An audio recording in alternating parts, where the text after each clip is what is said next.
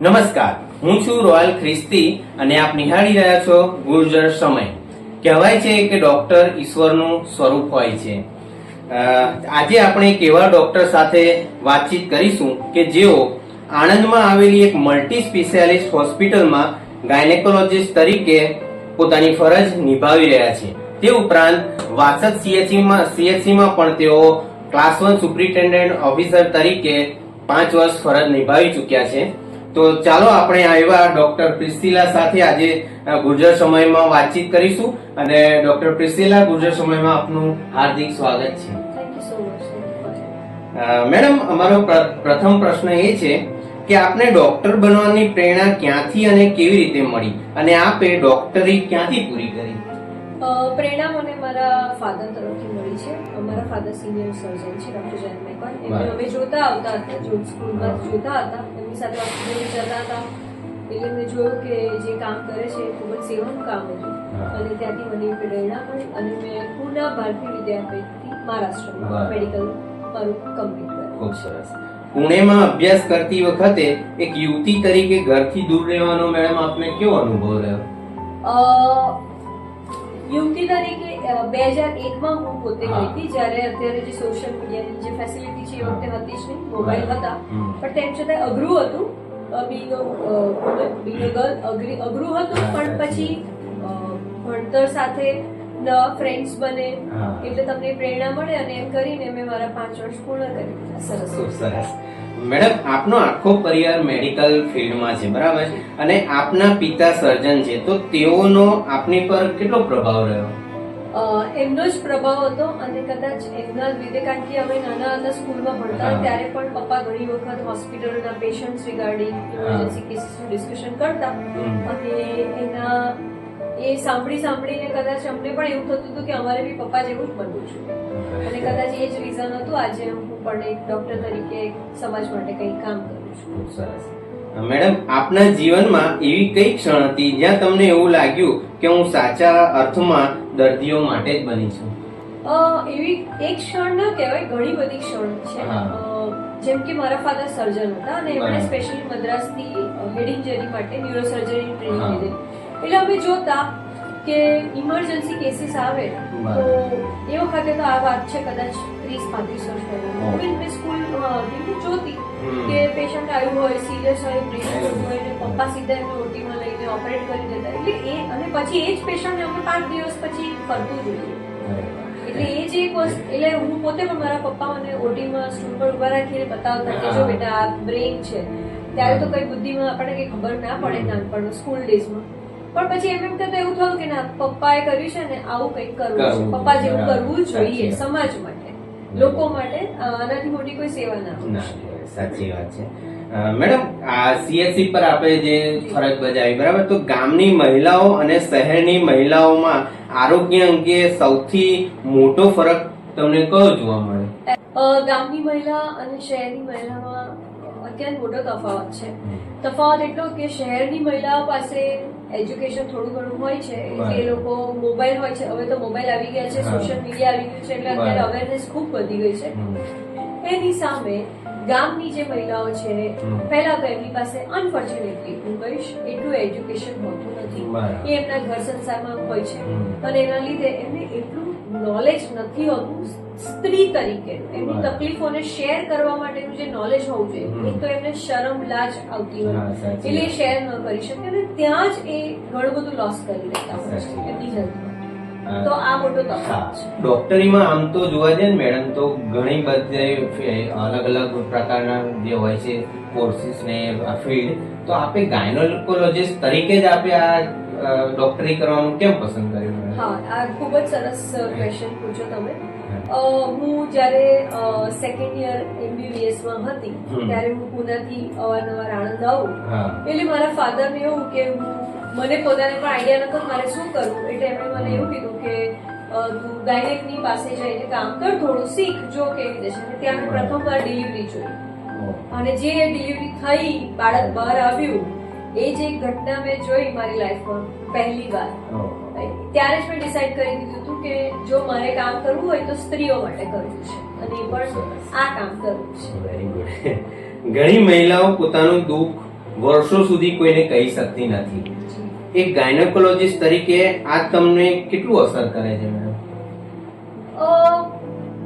Actually હું એવું કહીશ કે કહી નહીં શકતી, યસ, એવા પેશન્ટ્સ આવે છે. અને એમાં એવું એક જ તકલીફ એક જ છે કે બીજું બધું ઠીક છે, પણ હેલ્થ રિગાર્ડિંગ હજુ પણ એવા પેશન્ટ્સ છે, ખાસ કરીને ઓલ્ડ એજમાં હવે, જેમને ઘણી બધી એવી તકલીફ હોય છે જે એ પબ્લિકલી કહી નહીં શકતા. બીજું કે એમના પોતાના હસબન્ડ જોડે પણ શેર નથી કરતા હોતા, અને જ્યારે અમારી પાસે આવે છે ત્યારે ખૂબ લેટ થઈ ગયું હોય. એવા ઘણા બધા, જેમ કે કેન્સરની બીમારી છે, જેમાં એ લોકોને અંદરથી તકલીફો પડતી હોય, પણ એ લોકો બહાર આવીને શેર ન કરતા હોય, કોઈને કહેતા ન હોય, ને પછી જ્યારે એમનાથી સહન ન થાય, તકલીફ વધી જાય, ને પછી જ્યારે અમારી પાસે આવે ત્યારે ઘણું લેટ થઈ ગયું હોય, અને એના લીધે બીજું કંઈ નહીં પણ એક લાઈફનો લોસ થતો હોય છે, અને એ બહુ મોટી વસ્તુ છે. સાચી વાત છે મેડમ. પ્રસૂતિ વખતે મહિલાઓનો ડર, પીડા અને આશા, આ બધું નજીકથી જોતા આપણે શું અનુભવ્યું મેડમ?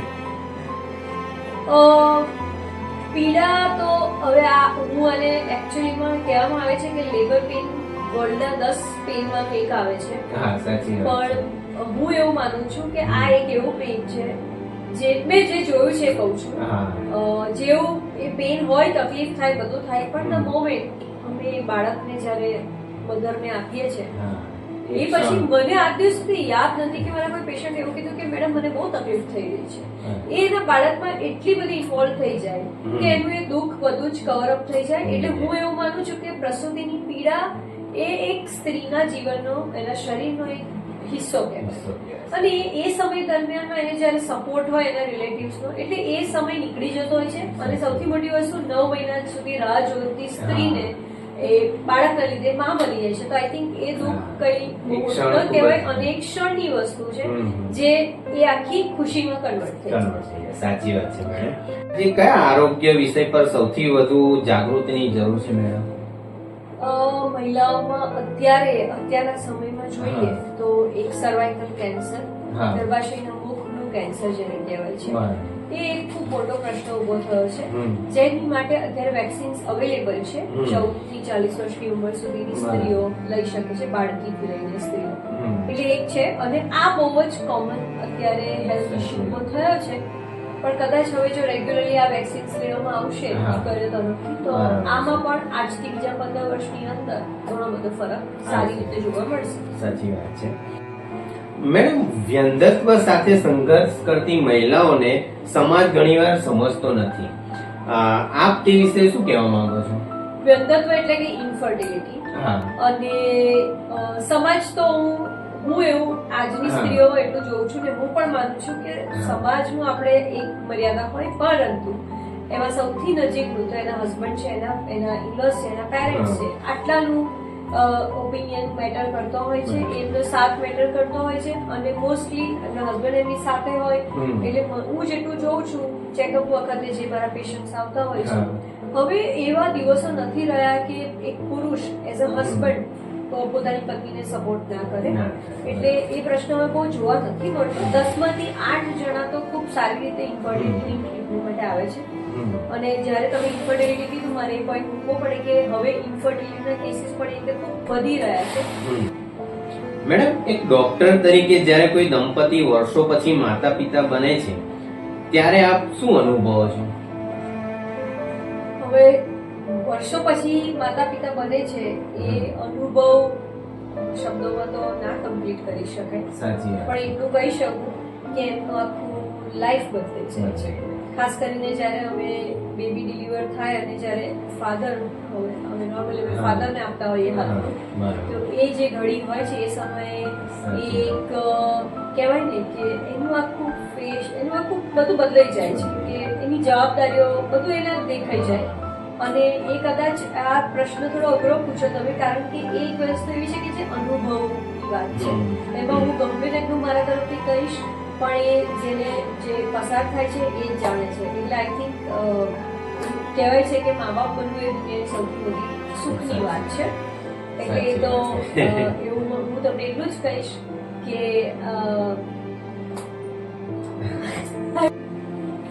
શું કોઈ દર્દીની એવી ઘટના જે આજે પણ તમને ભાવુક બનાવી દે? Absolutely yes.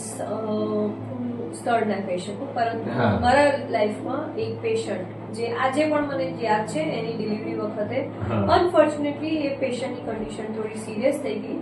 બધું બરાબર હતું, પણ તેમ છતાં એના પરથી હું એટલું શીખી કે જે એમને દીકરી હતી, ત્રીજી દીકરી હતી, અને જે હા. મેં અનુભવ્યું કે હજુ આપણા સમાજની દીકરી અને દીકરામાં જે ફરક છે એની હા, બહાર સાચી આવવાની વાત. ખૂબ ખૂબ જ જરૂર છે.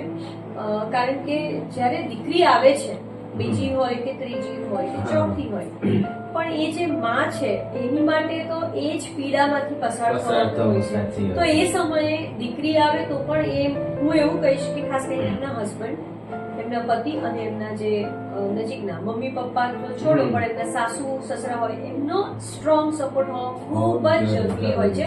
એમના તરફથી એક્સેપ્ટન્સ હોવું ખૂબ જરૂરી હોય છે કે કશો વાંધો નહીં. કારણ કે ઘણી વખત કેવું થાય છે કે અમે જે જોઈએ છે કે સ્ત્રીઓ એ સમયે ડિલિવરી કરવી, ડિલિવરીમાંથી પસાર થવું એ શરીરનો એક ભાગ છે.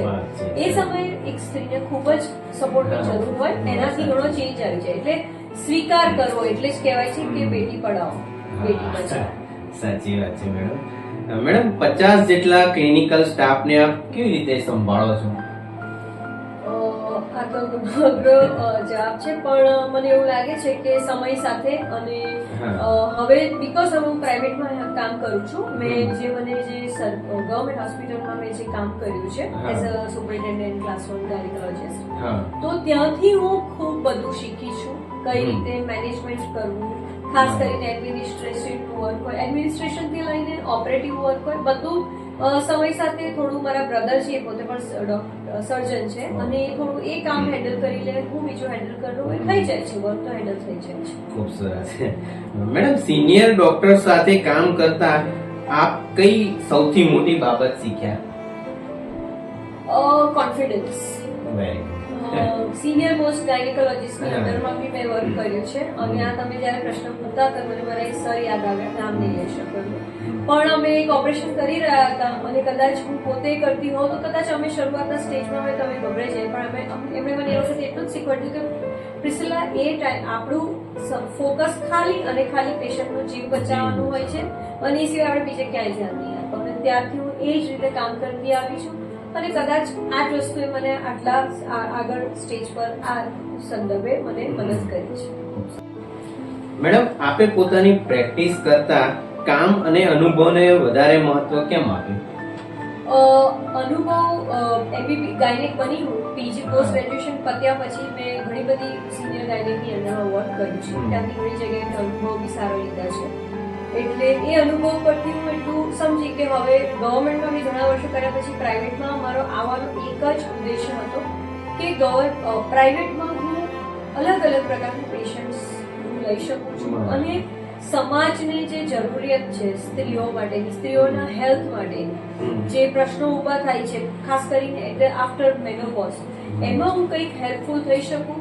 તો એના માટે થઈને મને એવું લાગે છે કે મારા અનુભવે મને અત્યારે જે હું પ્રાઇવેટ પ્રેક્ટિસ કરું છું એમાં ઘણા બધા પેશન્ટ એવા છે જેમને મેં સારા એવા સચોટ નિદાન કર્યા છે, અને આજે ઘણું સારું હેલ્થ માટે કરી રહ્યા છે.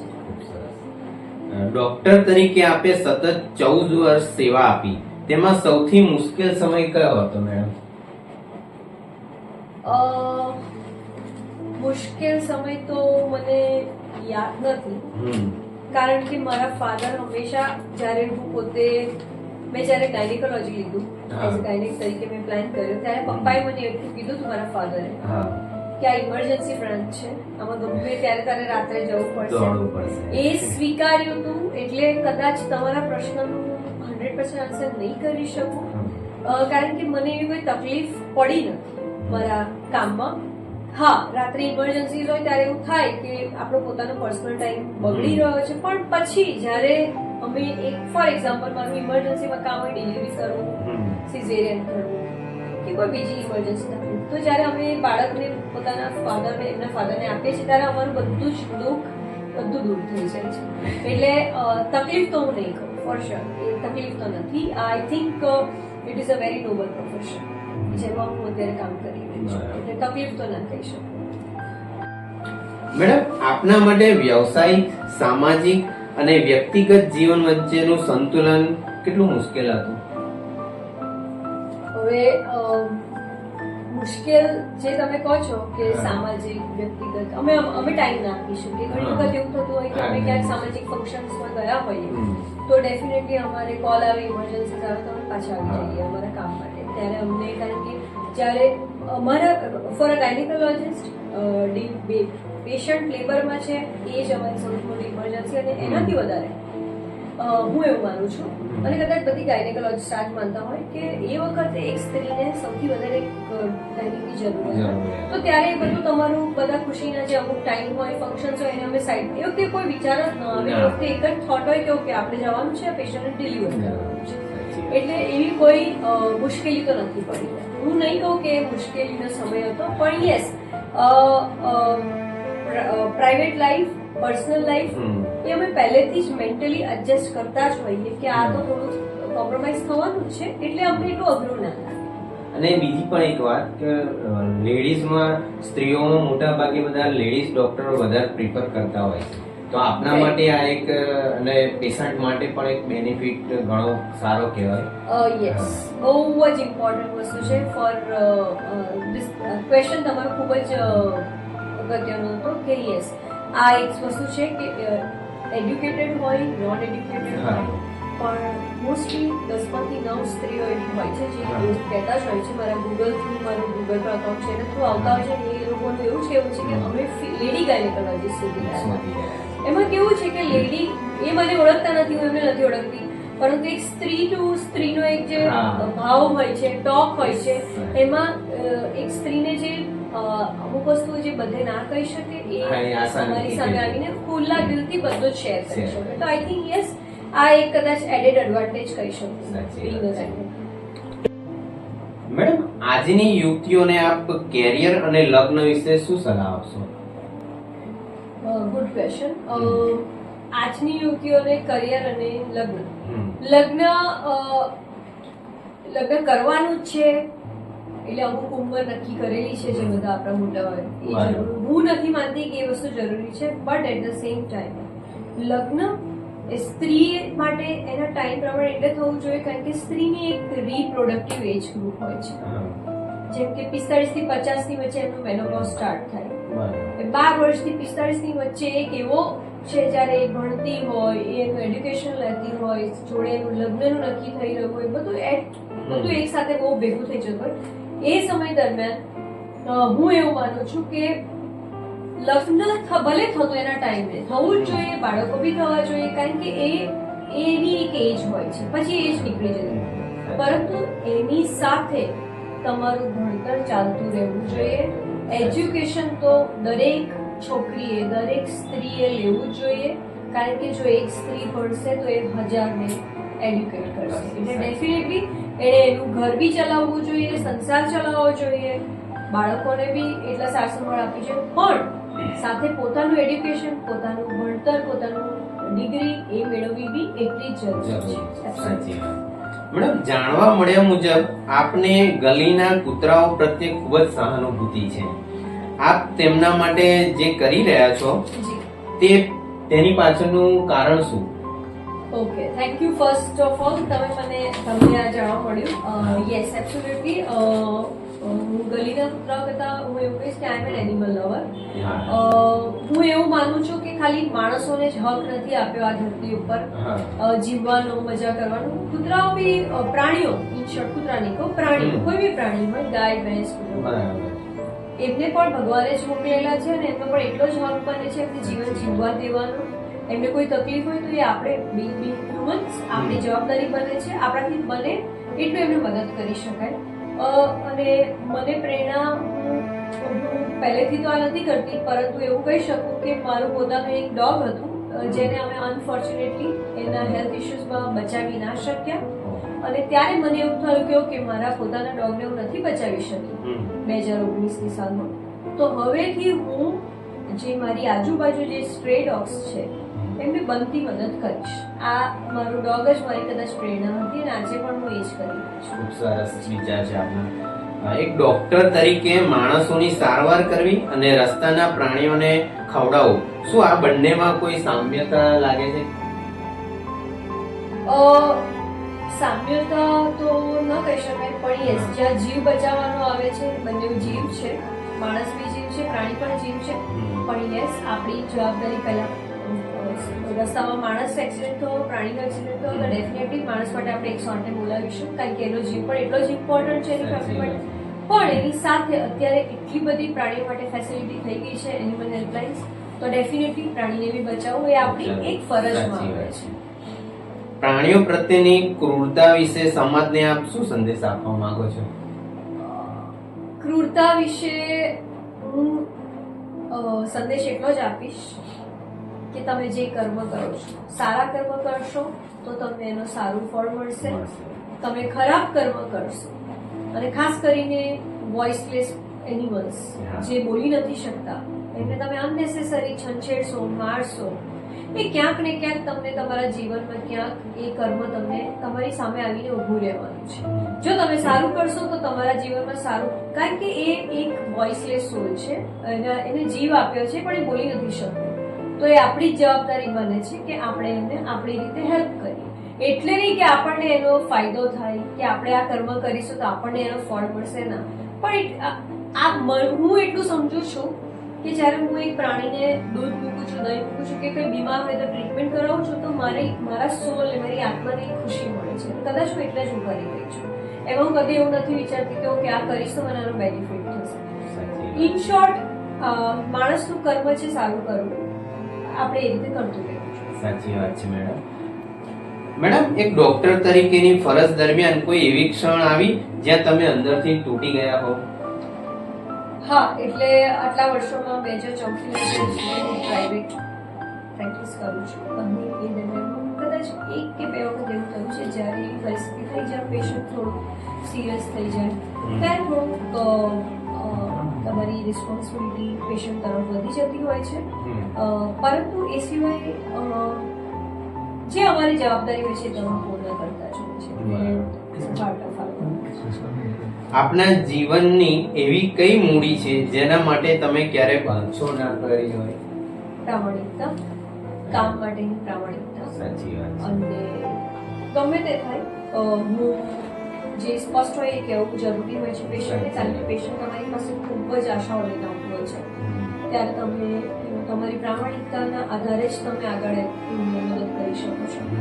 એટલે હું આટલું જ કહીશ કે બીંગ ઓનેસ્ટ એ સૌથી વધારે ઇમ્પોર્ટન્ટ હોય છે ડોક્ટર. મેડમ, 14 વર્ષની લાંબી સફર પછી પણ આજે આપને રોજ હોસ્પિટલ જવાની પ્રેરણા ક્યાંથી મળે છે?